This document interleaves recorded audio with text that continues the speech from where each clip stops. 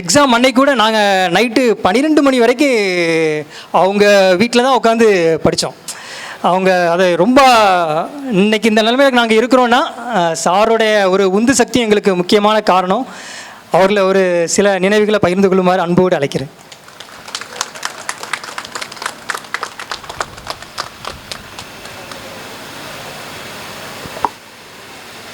நன்றி சொல்கிறேன்.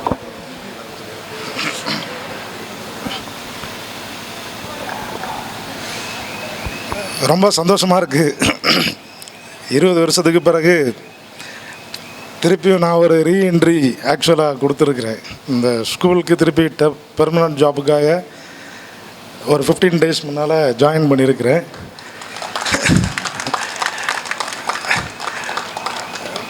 டூ 2003-04 இன்னுமே நினைவு வேறு மறக்க முடியாத நண்பர்கள். நம்ம டீச்சர் அந்த மாதிரி பழகல, அண்ணன் தம்பி மாதிரி தான் அந்த டைம் பழகிருந்தோம். அப்படி ஒரு இப்போ நினச்சா கூட கொஞ்சம் எமோஷன் ஆகிடுவேன். அந்தளவுக்கு ஒரு நல்ல பேட்ச். நன்றி சொல்கிறதுக்குன்னு தான் நான் இப்போ சொல்லியிருந்தாங்க. அதுக்கு முழு தகுதியும் நமக்கு இருக்குது. ஏன்னா கிட்டத்தட்ட 90% ஆஃப் டீச்சர்ஸ் வந்து எனக்குமே டீச்சர்ஸ் தான். அமல் ராய் சார், ஜோசப் சார், எங்கள் ட்ரில்னு தான் தெரியும் அவங்க, ஜோசப் சார், வாழ்த்துற sir, Devaraj sir, Henry sir, எல்லார்ட்டையுமே படிச்சிருக்கேன். ரெஜிஸ் டீச்சர், எங்களுக்கு கைவேலை டீச்சர்னா தான் தெரியும், லீமா டீச்சர், மங்கையர்கரசி டீச்சர், சீலி டீச்சர், எல்லாருமே கிட்டத்தட்ட நானும் எல்லாருக்குமே ஒரு பழைய ஸ்டூடெண்ட் தான். இந்த நேரத்தில் ஒரே ஒரு சின்ன விஷயம் தம்பிகள்கிட்ட சொல்கிறதுக்கு நான் ஒரு ஆசைப்படுறேன். இன்றைக்கி காலம் நிறைய அப்டேட் ஆகி போயிட்டே இருக்குது. நம்ம படித்த காலத்தில் நம்ம கையில் மொபைல் கூட இருந்திருக்காது இல்லையா? 2004 அப்போ தான் இன்ட்ரோடியூஸ் ஆகி வந்துட்டு இருந்தது. இப்போ குரூப்ஸ் எல்லாமே ஆரம்பிச்சிருக்கீங்க, நல்லா கொண்டு வரீங்க. கிட்டத்தட்ட ஒரு 100 பேர் படிச்சிருப்பீங்கன்னு நினைக்கிறேன் இல்லையா? 100-105 பேர் படிச்சிருப்பீங்க. இதில் முன்னிருந்து செய்கிறவங்க மட்டும்தான் எப்போவுமே முன்னிலைப்படுத்தப்படுறாங்க. அதாவது நல்லா படிக்கிற பையன், சமுதாயத்தில் நல்லா இருக்கிறான், அவனை டீச்சர் சொன்னாங்க ஒரு பையன் லிஃப்ட் ஆப்ரேட்டராக இருக்கான் அப்படின்ட்டு. ஸோ நம்ம பேட்ஜ்லேயும் அந்த மாதிரி சிலர் இருப்பாங்க, வெளியே வர்றதுக்கு தயங்குவாங்க, இன்ட்ரோவெர்ட்டாக இருப்பாங்க. சரிங்களா?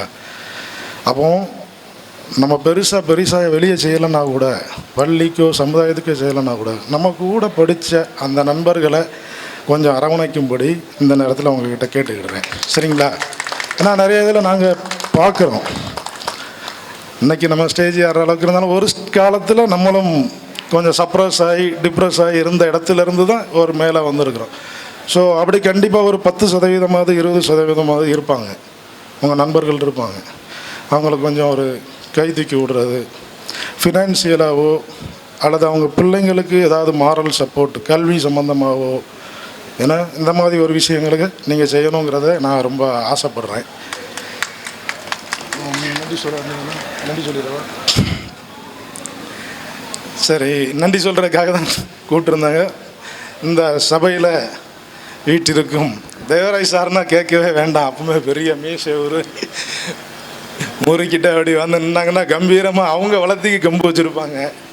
இன்றைக்கி தாத்தா பாட்டி அந்த ரேஞ்சுக்கு எல்லோரும் போயிருப்போம்னு நினைக்கிறேன், பக்குவப்பட்டிருப்போம். இந்த சபைக்கு வந்து எங்களை அலங்கரித்ததற்காக உங்களுக்கு மிகுந்த நன்றியை தெரிவித்துக் கொள்கிறேன். பாட்னி சார் கேட்கவே வேண்டாம், அப்படி அதை சொன்னால் ஆல்ரெடி சொல்லிட்டாங்க. என்ன ஒரு படத்தை வரைஞ்சி போட்டாச்சுன்னா அப்படியே மைண்டில் ஃபிக்ஸ் ஆகிரும்.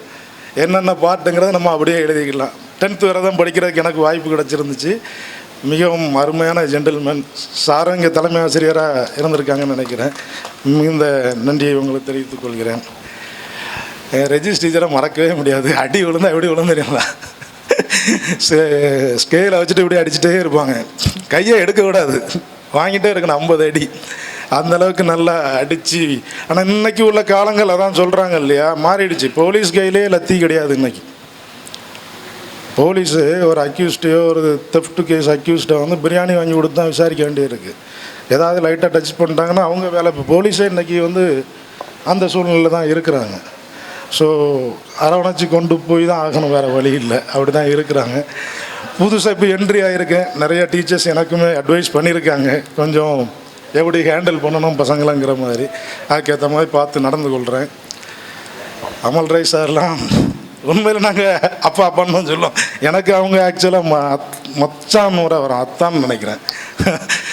சொல்லுவோம். நல்ல ப்ரேயர் பண்ணி தான் ஆரம்பிப்பாங்க. பட் ஒவ்வொரு இண்டிவிஜுவலையும் பார்ப்பாங்க. ஒவ்வொருத்தன் பேக்ரவுண்டையும் ஒவ்வொருத்தன் இண்டிவிஜுவலையும் பார்த்து, அதான் சொல்கிறேன்ல, நம்ம கீழே ஒரு 10% கை தூக்கி விடுற மாதிரி சூழ்நிலை நம்ம இருப்போம். ஆனால் அந்த 10% தான் பார்ப்பாங்க அவங்க. நல்லா படிக்கிறோம், படிச்சுக்கிடுவோம், அவனை யார் தூக்குவா, அந்த மாதிரி செய்யக்கூடிய ஆள் அவங்க. பால்தர சார்லாம் உண்மையிலே எங்களுக்கு தந்தை தான், கேட்க அந்த எவர்கிரீன் பால்தர சார். அதாவது இப்போ லேட்டஸ்ட் ட்ரெண்டாக சொல்லுவாங்கல்ல, நான் அடித்தது ஃபுல்லாக ரவுடி தாண்டாப்பாங்கல்ல, அந்த மாதிரி இருக்கிறதுல பருவட்டை பார்த்து தான் அடிப்பாங்க. அடித்தா அவனுக்கு இந்த அடி உழுது, அப்போ நம்ம கதெல்லாம் ஜோலி முடிஞ்சுன்னு சொல்லி ஆட்டோமேட்டிக்காக என்னது கிளியர் ஆகிரும். க்ளீன் இந்தியாங்க மாதிரி க்ளீன் இந்தியாவாயிரும். அப்படி ஒரு 6, 7, 8 கரெக்டாக ஸ்கூல் கொண்டு போவாங்க. என்றைக்குமே மறக்க முடியாத நபர் அகஸ்டின் சார். உண்மையிலே அவங்க போனது ஒரு பெரிய இழப்பு தான் நம்ம இதுக்கு. நல்ல அட்மினிஸ்ட்ரேட்டர். நம்ம பார்த்துருப்போம் சின்ன வயசில் அவங்கள செய்கிற செயல்கள்லாம் அப்படி பார்த்துருப்போம். பட் போக போக அவங்களோட வேல்யூ ரியலைஸ் பண்ணோம் நம்மெல்லாம். எந்த அளவுக்கு ஒரு அட்மினிஸ்ட்ரேட்டிவ் பவர். அப்படியே வருவார், 100 பேர் நிற்பான், கலைஞ்சி ஓடிடும். அந்த திசை பக்கம் நிற்க மாட்டான். 6 மணிக்கு மேலே எவனும் நிற்க விடாது. 6 மணி வரை வெளியே விளாண்டுக்கிடலாம். 6 மணிக்கு அப்படி ஒரு ரவுண்ட்ஸ் வருவார், கலைஞ்சி ஓடும். அதான் சார் சொன்ன மாதிரி தான், கண்ணை வச்சுட்டு மீதியை உரிச்சிருன்னு சொல்லி கொடுத்துருவாங்க. அப்புறம் கேட்கையா வேணும் இங்கே, அப்படி இருக்கும். நல்லா தான் போயிட்டு இருந்துச்சு. இப்பவும் இனிமேயும் நல்லா போகும்னு நினைக்கிறேன். வந்திருந்த அனைத்து கற்றறிந்த ஆசிரியர் பெருமக்கள் அனைவருக்கும் எனது தம்பிகளின் சார்பாக நன்றியை கூறி உங்களிடமிருந்து விடைபெறுகிறேன். நன்றி, வணக்கம். அடுத்ததாக இங்கே எல்லோரும் வந்திருக்கோம்.